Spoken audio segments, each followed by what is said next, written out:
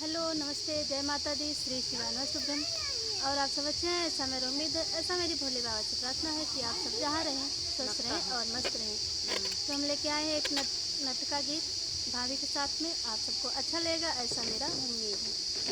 गोरा बदन तिले काला मोहर पे के जदुआ डाला, गोरा बदन तिले काला मोहन पे के जदुआ डाला, डाले तो डाले वही मलिया चौकड़वा, डाले तो डाले वही मलिया चौकड़वा, जिसका बदन तिले काला मोहन पे के जदुआ डाला, जिसका बदन तिले काला मोहन पे के जदुआ डाला, गोरा बदन तिले काला मोहन पे के जदुआ डाला, डाला तो डाला वही दर्जी चौकड़वा, डाला तो डाला वही दर्जी चौकड़वा, जिसका बदन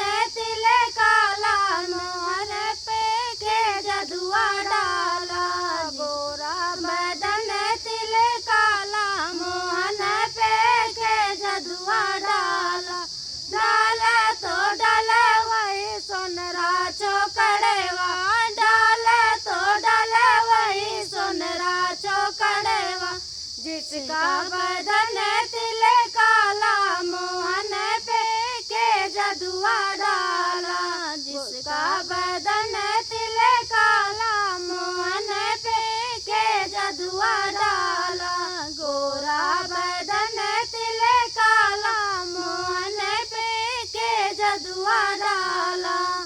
धन्यवाद।